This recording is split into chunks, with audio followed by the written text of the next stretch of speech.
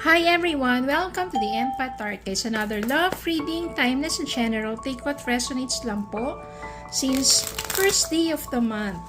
So, mag-umpisa tayo sa araw na kung saan punong-puno ng positibo, punong-puno ng pasasalamat sa lahat ng mga biyayang ating natatanggap. So, kahit maliit na bagay man yan, magpasalamat tayo. Kahit sabihin natin yung mga problema na yan, we must give thanks kasi yan yung mga challenges na kung saan sinusubok tayo upang mapatatag ang ating pananampalataya at para maging a better person. Okay? So, tignan po natin ang mga mensahe sa reading na to about love connections, mga lessons in life, lessons in relationship. So, tignan po natin.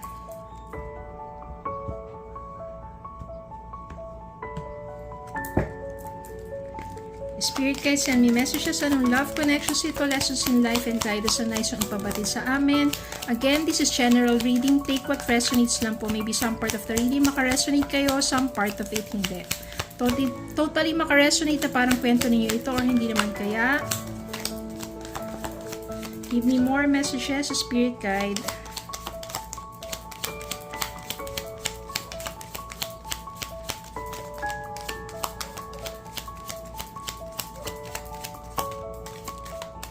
Okay, so ito muna.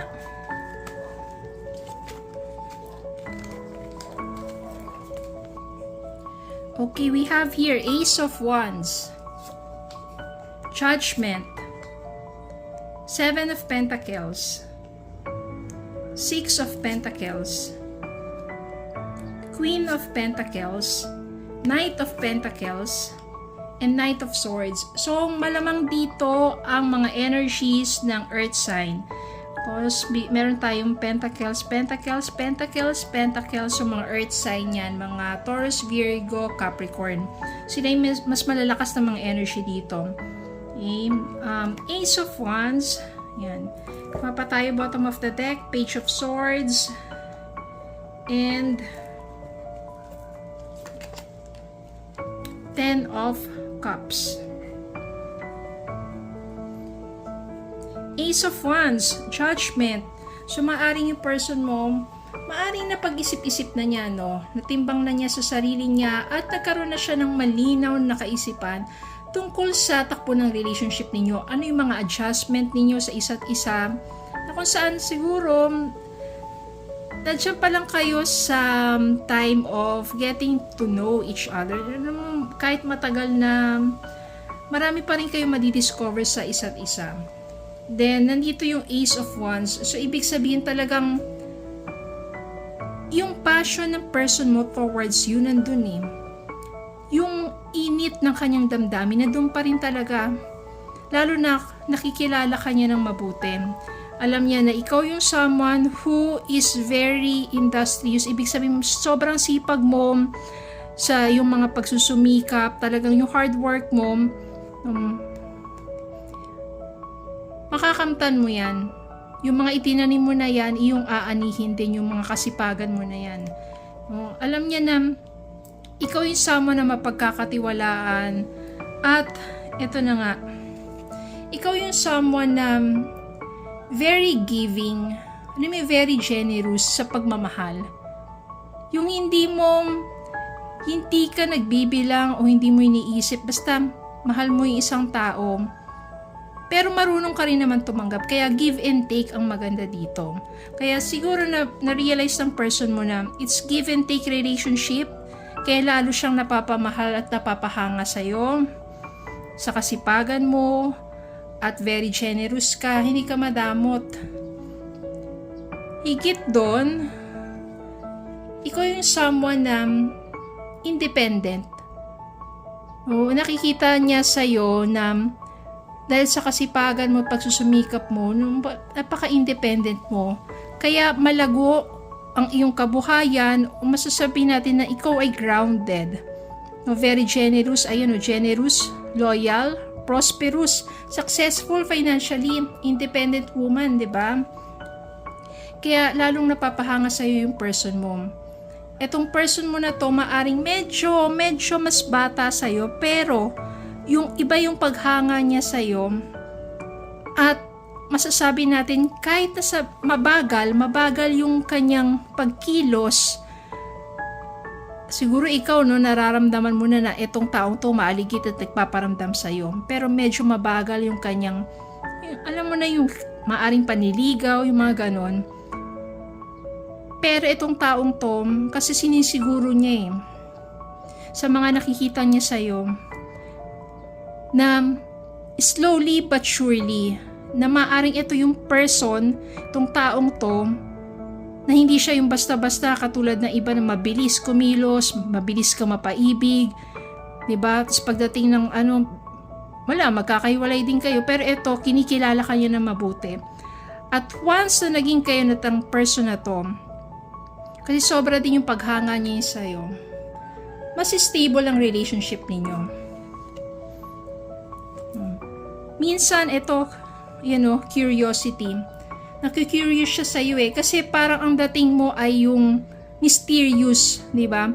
Parang hindi mo kasi naman pinapaalam o sinishare lahat-lahat ng tungkol sa iyo. Kaya nagiging mysterious ka. Kaya itong person na to, naku-curious lalo sa iyo. At humahanga sa mga nagagawa mo sa buhay mo. No? Yung pagiging independent at saka yung achiever mo.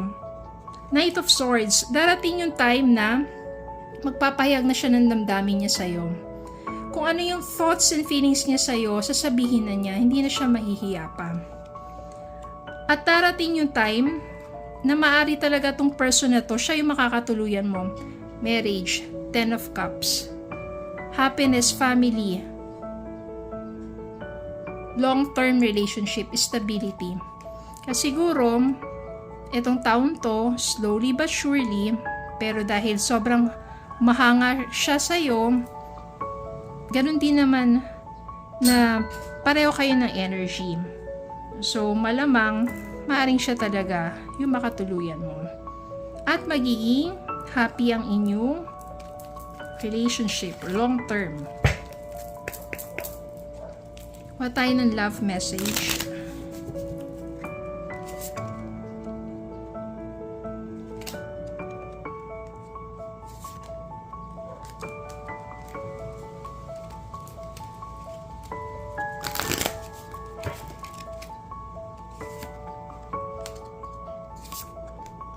Ito, new love. A new chapter begins whether it is with a new partner or in a current relationship. So, maaring this is a new person, new love. Or kung siya yung person mo at maaring nagkahiwalay kayo, darating din yung time, kaya meron ditong the judgment.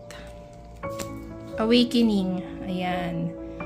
Kung siya yung talagang person mo, medyo nagkalabuan. But this time, awakening, ibig sabihin yan, matatauhan na rin yan, marirealize niya yung value mo at magkakaroon ng Ace of Wands, new beginning for both of you. At yun na nga, marirealize niya na sa sobrang pagsusumikap mo, yan, dun niya mararamdaman lalo kung kagaano ka katatag sa buhay.